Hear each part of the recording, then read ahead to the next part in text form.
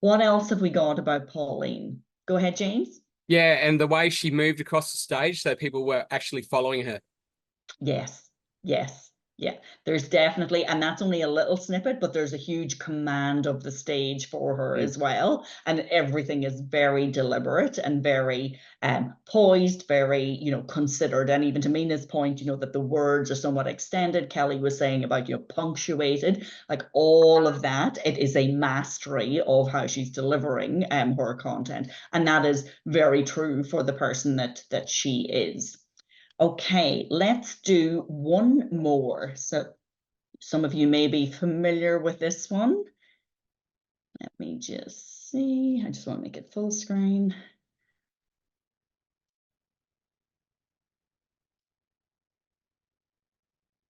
I got here 12 years ago, and when I got here, I was told various things like, Americans don't get irony. Have you come across this idea? It's not true. I've traveled a whole length and breadth of this country. I have found no evidence that Americans don't get irony. It's one of those cultural myths, like the British are reserved. I don't know why people think this. We've invaded every country we've encountered. But it's not true Americans don't get irony, but I just want you to know that that's what people are saying about you behind your back. When you leave living rooms in Europe, people say, thankfully, nobody was ironic in your presence. But I knew that Americans get irony when I came across that legislation, No Child Left Behind. Because whoever thought of that title gets irony. Okay. So Sir Ken Robinson talking there, but always speaking on an educational platform. What do we notice about Sir Ken? He's very talking. Sorry. Go ahead, Diana. No, I could see you smiling and nodding as he was delivering. I just love that TED talk. Sorry, was that Laura? Sorry, Laura. Okay. I was just the way he was talking about irony, but the way he was delivering it was very ironic.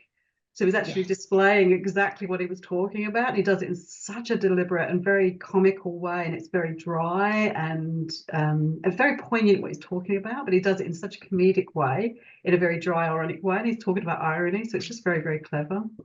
Yes, yes. And he is confident in his cleverness. Like it is like he owns it. He has such a sense of patience even with it. He just lets it slowly unfold, and he has to wait a little bit for the audience to catch up with him, because there is such complexity in his humor as well, which is good.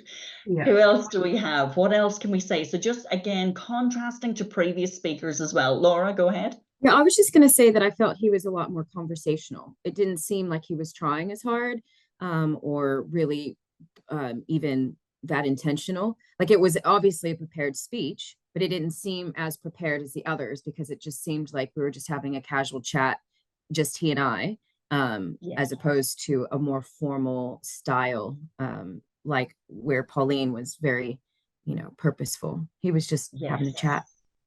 Yeah, absolutely. That kind of, a little bit closer engagement, not quite as down to earth as Gary V, but still conversational in tone and in nature.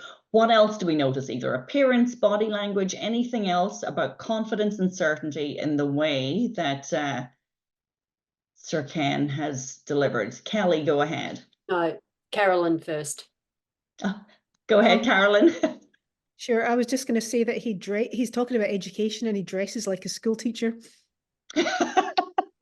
He's fit for the occasion, isn't he? Kelly, go ahead. His stance, so he's grounded and he uses his hands, but then he looks around at the audience at the same time, but he doesn't move a lot. Yes, he's very anchored. He is anchored, but totally engaged in that as well. I think one of the things so this is just the beginning of his TED talk. And one of the masteries that I find about this is he completely disarms his audience with his charm, his wit, you know, that kind of relaxed poise. And then he shifts from the irony. So it's all very funny and the audience is laughing along with him until he says something that the audience laughs at and they shouldn't laugh at. And then it's like he has disarmed them enough, he has engaged them enough for them to be willing and open to receive his message. Now, to me, that takes a huge amount of confidence and certainty in who you are yourself, but also in your ability and your mastery as a speaker. So he is a true master in my mind, just in the way he is able to do this. And yes, we may look at Pauline and think, you know, you can tell with Pauline, there's so much discipline and so much, you know, consideration has gone into her keynote. But yes, it was pointed out that it almost seems very conversational with Sir Ken. However, he is actually just as much time, effort, consideration gone into the complexity of this keynote. And this is just the very beginning, you know, a few moments that we have seen of that keynote. But so it is really good. Then the reason that we do this is we want to show you that confidence and certainty looks different on different people. So it doesn't mean that you have to fit into a specific mold to say that, okay, well, I have to be confident, I have to be certain, and this is the way I have to do it. It's, you know, you don't have to be a Sam Cawthorn, you don't have to be a Tony Robbins, you don't have to be an Oprah, any of those things. You just have to be, above all else, authentically you. Because each one of the people that you've seen on screen there, they are being true to themselves. They are being authentically themselves, and that is how they are delivering. And the more you can tap into being confident, certain, and convicted in the message that you're delivering, the more that will translate to your audience. So that was really good. I love that you were all seeing different perspectives, seeing different things in it. And we did look at both the body language, the content that was being delivered, you know, the what is being delivered and the how it is being delivered, as well as that kind of attire, your physical presence on stage as well.